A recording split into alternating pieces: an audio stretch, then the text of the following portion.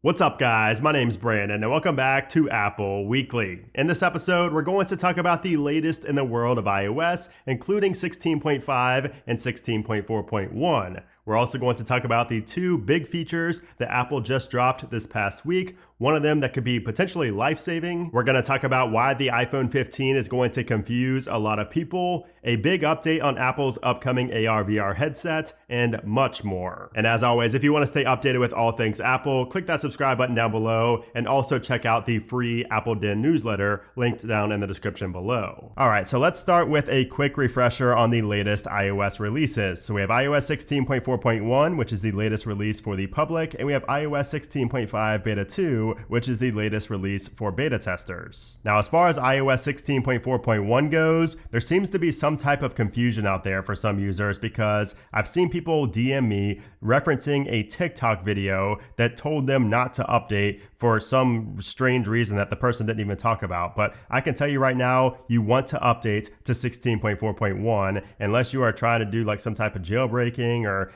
something else on your device. There's no reason not to be on 16.4.1.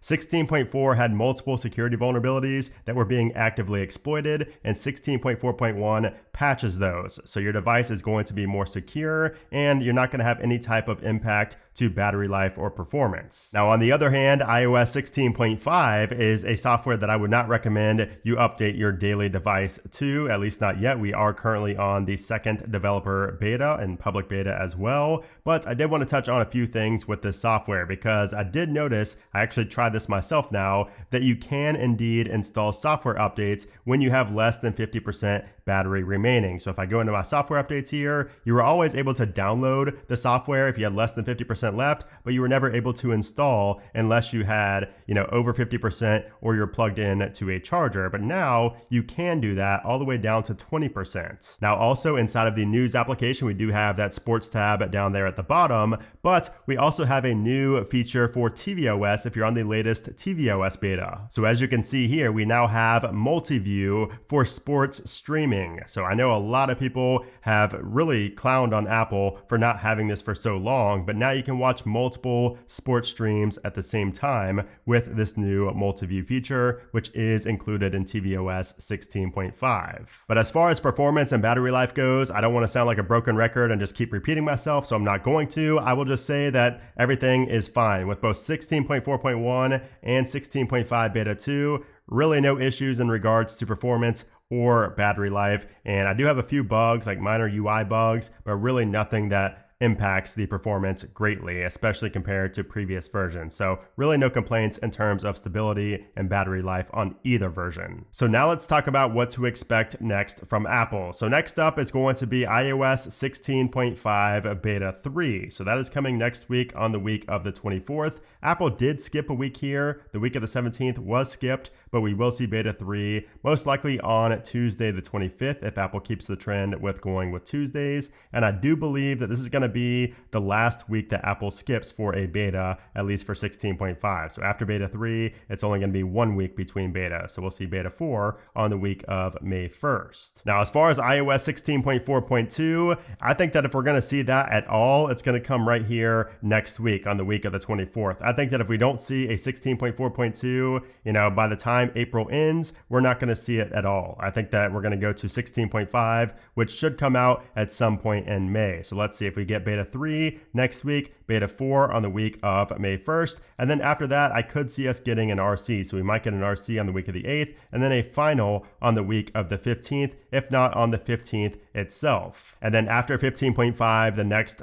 single point update is going to be 16.6, and that's likely going to come at some point in July, because of course right there in June, on that first week of June on the 5th, we're going to see the Worldwide Developers Conference and iOS 17. Now moving on to some other iOS related news, Purdue University, which is a college in Indiana, is now supporting student IDs in the wallet application. So new undergrads are no longer going to have the plastic ID card that we've all had in our life. You're never going to have to use that anymore on the campus because it's going to be straight in the wallet application. Apple also finally launched their high yield savings account with Goldman Sachs. This was announced back in October, and now it is finally available for US Apple Card holders. Now, this has a 4.15% APY, which is pretty solid. That's pretty competitive in today's landscape. There's also no fees, no minimum balance requirements. You get instant access to the cash. You can deposit money from any other bank account, and there's a $250,000 maximum, which is FDIC insured. And what's awesome is that I opened this account in like 2 minutes. All I had to do was verify my social security number and agree to some terms, and I had my account opened up right here. And I also get this cool graph that's going to look really awesome over time to see all of my money compounding. Oh, and fun fact, if you deposit $25,000 into this account, you're going to get a free iPhone every year because you're going to get over $1,000 in interest a year, which means you could use that money to buy a new iPhone. I know that's not the best way to look at it, but that is one fun fact I wanted to throw out there. Another feature that is finally here after being announced a while back is the HomePod sound recognition feature. So if you have a HomePod or HomePod Mini and you are updated to 16.4 or later and you did the home architecture upgrade, if you tap on these 3 dots, go to Home Settings, you will see a section here for safety and security. If you go into that,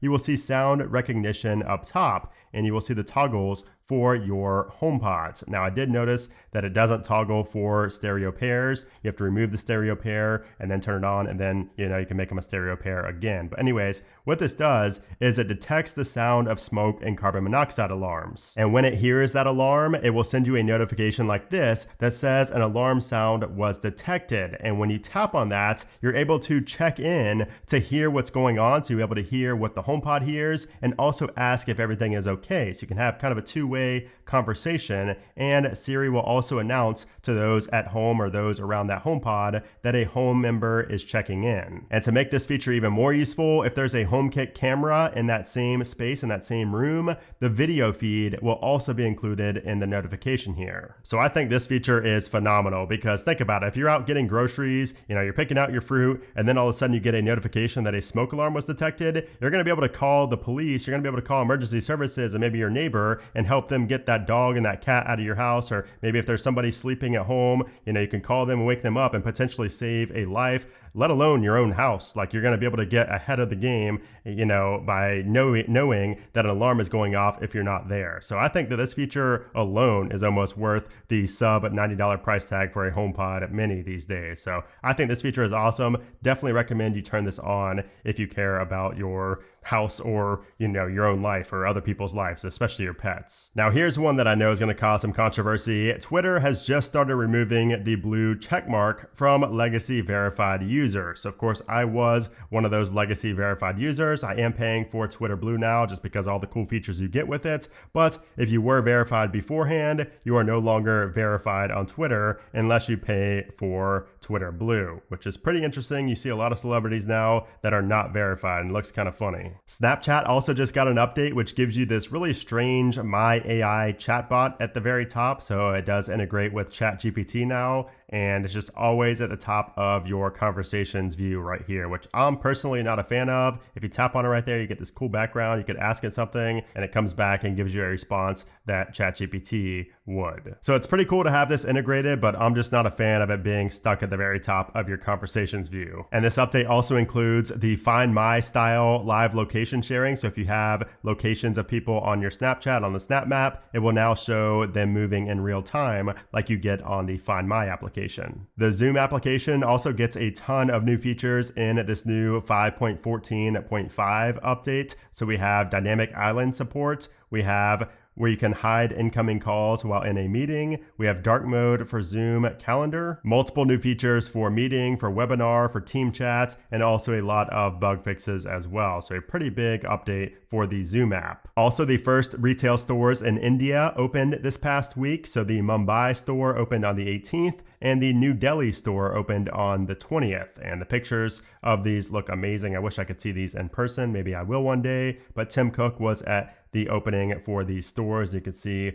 lot of people very excited, including this person who brought this old Mac, which did get signed by Tim Cook, which is pretty neat. All right, so now let's move on to the main news section of this episode. All right, so let's start on a serious note. Change your iPhone passcode.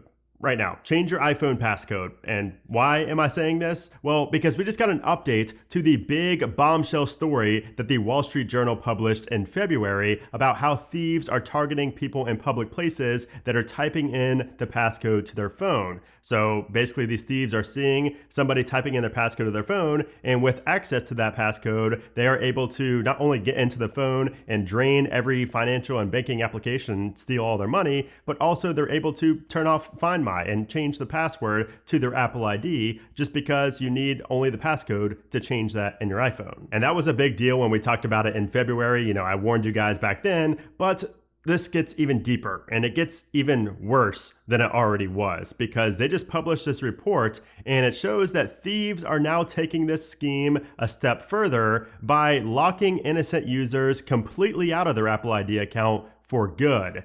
How are they doing this? Well, because that passcode is the golden key and allows you to set a recovery key in the iCloud settings. And if you don't store this key somewhere, if you don't have access to this key, you're basically out of luck. You're not getting back into your Apple ID. There's been even people sending Apple like their driver's license, their, a DNA sample, and Apple's still not giving them their account back because that record is not on file. Like their DNA is obviously not on file, so they're not able to get their account back because they don't have this recovery key that some thief, set themselves. So they basically are locked out of their Apple ID for good. They don't have their contacts, their photos, anything, their notes, anything. Just imagine losing all that on top of your iPhone. Like losing your iPhone's one thing, but losing all of your data and never being able to get it back is a whole nother level of like the dangers of just putting in your passcode out in public. So if you don't want this happening to you, there are a few things you can do. Number one, just don't type in your passcode in public. Like I cannot tell you the last time I did that just because I'm very aware of my surroundings, but always use Face ID. Now, sometimes of course you do have to put in your passcode, but kind of just, look around or tilt your phone down and type in your passcode, but always use Face ID or Touch ID. And the second thing you could do is kind of what I alluded to at the very beginning.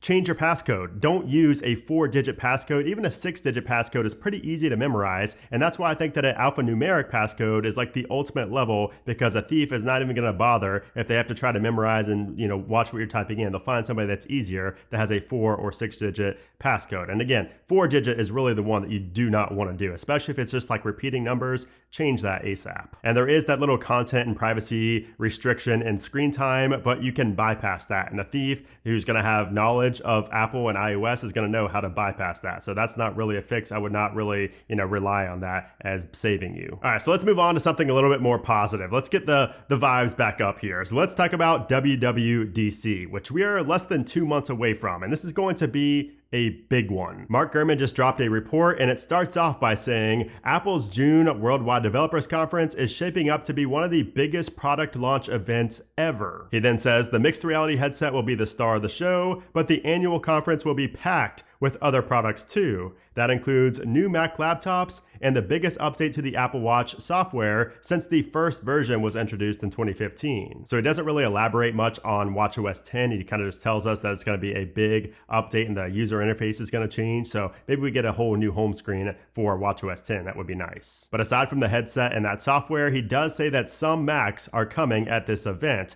And those new MacBooks are likely going to be the 15-inch MacBook Air, an updated 13-inch MacBook Air, and an entry-level 13-inch MacBook Pro. Now, he does also mention a new 24-inch iMac, the Mac Pro, and the high-end MacBook Pros, but those are all likely coming in, maybe Q4 of this year or early next year. And then adding on to the pretty much confirmed at this point 15-inch MacBook Air, Ming-Chi Kuo chimed in and said this: the upcoming 15-inch MacBook Air will feature the M2 series and offer 2 processor spec options. However, 2 options are more likely to be M2 with different cores, similar to the M2 13-inch MacBook Air. Mass production of M3 chip is anticipated to begin in the second half of this year, slightly ahead of the M3 Pro and M3 Max. The shipment estimation for the 15-inch MacBook Air is 5 to 6 million units. So yeah, again, pretty much confirms what we talked about last week, that we're going to see an M2 chip in this 15-inch MacBook Air, not M3. And now a lot of people are disappointed by that. I'm kind of disappointed,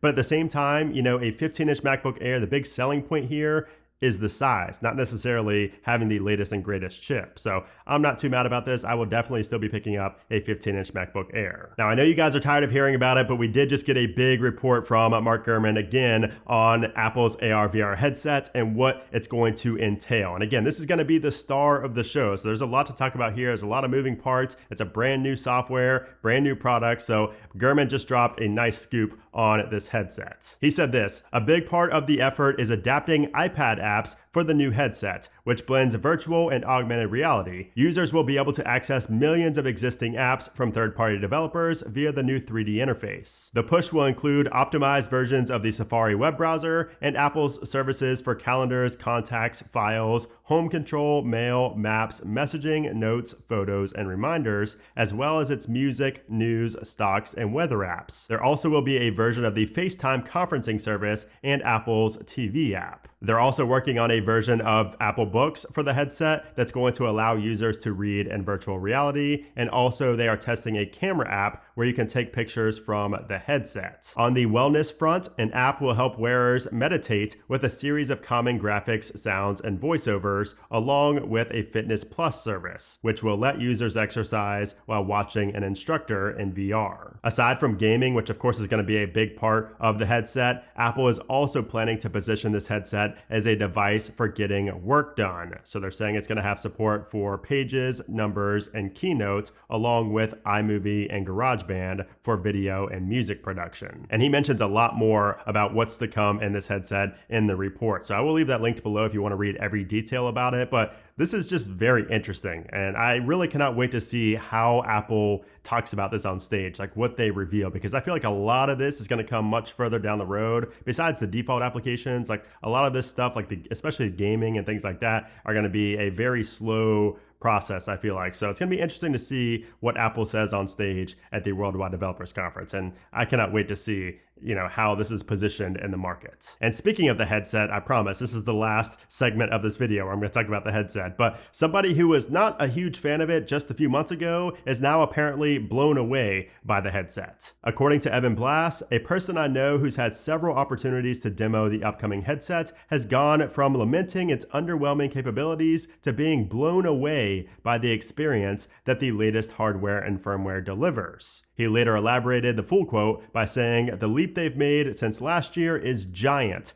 I was so skeptical. Now I'm blown away in a take my money kind of way." And that quote gets me pretty excited. So bring on the $3,000 headset, Apple. I am ready. Now moving on to the iPhone 15, because every week it seems like we're getting a new rumor or a new leak about what's coming or what's not coming, and we have even more to share this week. So first off, force restarting the iPhone 15 is going to be different than anything in the past, according to this recent rumor, and that's due to the new mute button replacing the switch. So we don't know the exact combination yet, but we are hearing that the iPhone 15 Pro's action button is going to replace the role of the volume buttons when you're going to do a force restart or a power off. We're also hearing a similar change is going to occur in the camera application as well, where the action button is going to replace the volume up button for taking a photo quickly. And this of course is going to confuse a lot of people. Like every year, every time Apple switches up the way that you force restart your device, so many people are confused. So this time it's going to be even more confusing for iPhone 15 users. Now we also got a separate rumor from somebody who actually has a track record. So they predicted the correct color for the iPhone 14. They gave multiple hints at yellow being the color for the iPhone 14 before it was announced. They were the first person to say that. And now they're back with more rumors. Number one saying that the iPhone 15, the regular iPhone 15 models, are going to get the frosted matte finish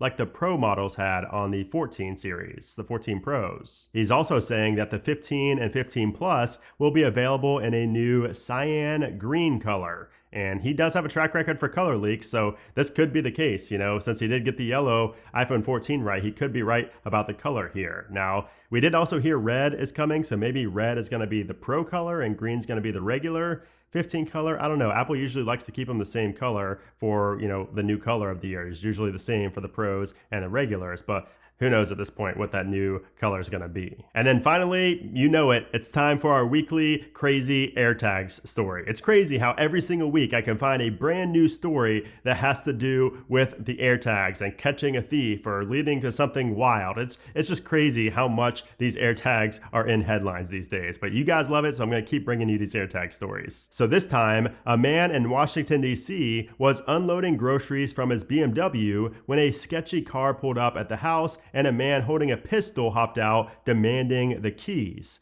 So the carjacker stole the BMW, which had the man's keys and iPhone inside. The carjacker threw the victim's iPhone out the window along with an AirTag that he found attached to the car keys. But what the thief didn't know was that there was another AirTag hidden inside the car, and the thief never found that one, of course. So since the man who got robbed didn't have his iPhone, he used his wife's iPhone to show police the Find My app and where that stolen car was located, thanks to that hidden AirTag. And then once police found the car, just an hour later, it had already been in a shootout with bullet holes all over the car, and the car was deemed a total loss by insurance due to that and the fact that the oil pan was leaking from driving through yards. All of that happened in a day. That's crazy. But the thief was arrested the next day, and the reason he was arrested so quickly is all thanks to that hidden AirTag. So I've said it before and I'll keep saying it. Make sure you have like a hidden AirTag